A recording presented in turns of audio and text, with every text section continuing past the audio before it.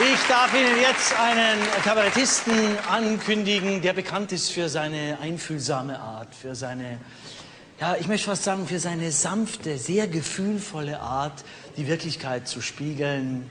Wenn Sie sich jetzt bitte nach hinten wenden möchten. Hagen Rether!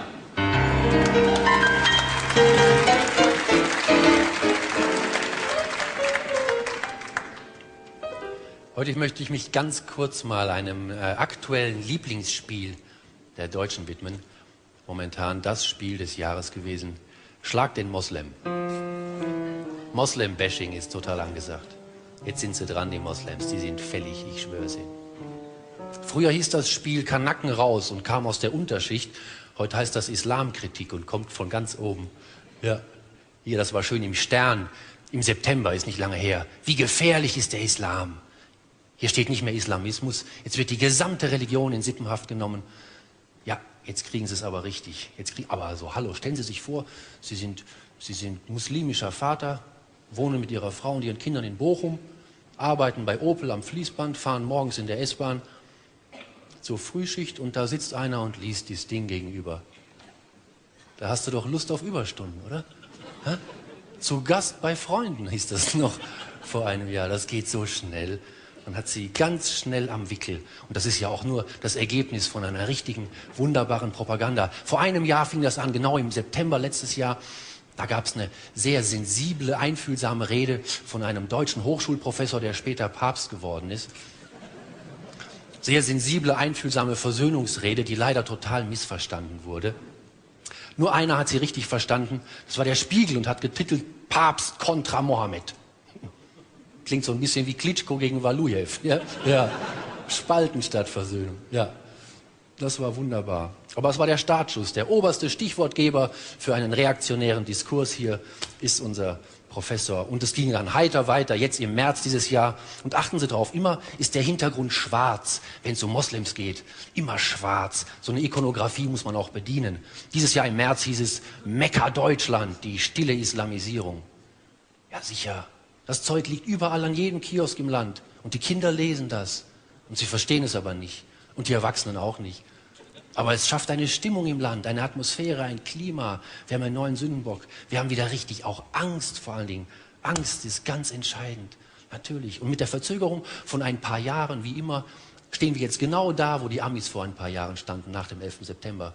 Komplett paranoid. Wir haben aber vor dem Anschlag schon Angst. Wir haben Präventivparanoia. Ja.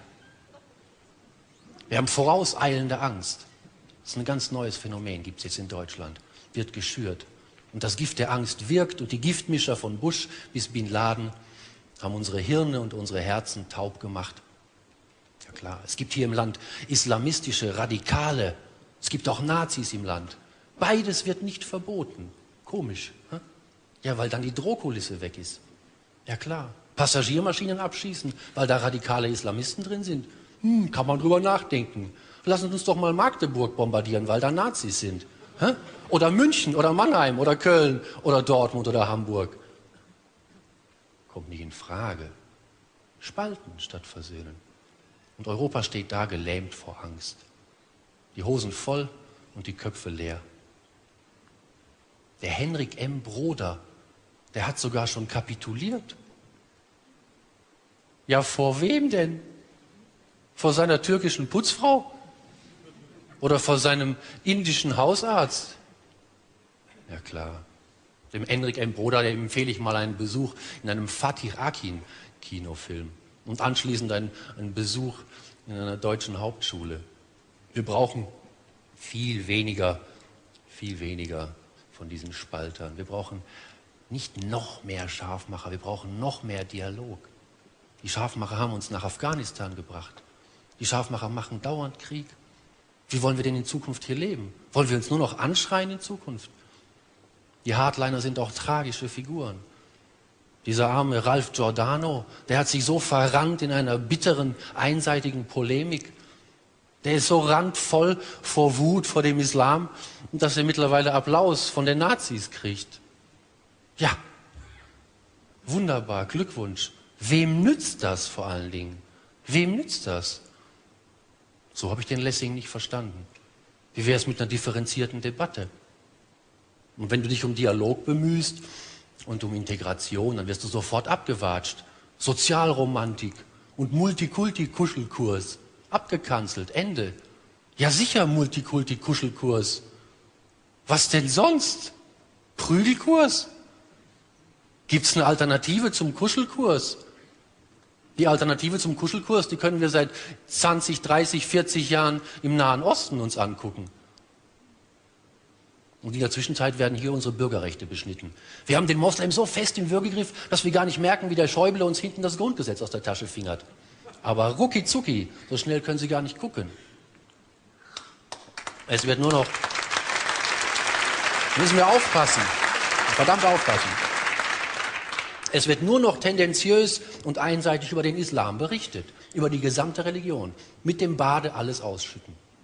Und dann noch eine Prise Zwangsheirat und eine Prise Ehrenmord. Und dann haben wir den bösen Moslem. Wir backen uns einen Feind zugeschaut und mitgegraut. Ehrenmord. Ehrenmord gibt's bei uns ewig schon. Immer haben wir Ehrenmorde. Das heißt bei uns bloß anders. Familiendrama heißt das. Und das gibt's bei uns an Weihnachten. Doppelt. Aber hallo. An die eigene Nase packen. Ja sicher. Mal an die eigene Nase packen. Wir müssen mal um den Balken im eigenen Auge endlich kümmern. Aber man sieht den so schlecht, weil da halt der Balken dran ist. Und dann kannst du schlecht gucken mit einem Balken im Auge auf den eigenen Balken. Es funktioniert nicht. Dann gibt es auch so Feingeister wie Günter Wallraff. Günter Wallraff, ein ausgeschlafenes Kerlchen. Der Günter Wallraff will jetzt unbedingt rauskriegen, wo ein Imam seine demokratische Sollbruchstelle hat. Günter Wallraff will jetzt tatsächlich die satanischen Verse in einer Moschee vorlesen. Ja, das ist doch aber mal richtig spitz, finde ich, Herr Wallraff. Das ist doch mal ein Held, der Wallraff. Der Wallraff will Fundamentalisten kennenlernen. Dann soll er mal versuchen, von Monty Python das Leben des Brian im Kölner Dom vorzuführen. Da kann er Fundamentalisten kennenlernen. Ja, sicher. Wir müssen uns mal an die eigene Nase packen hier. Na klar.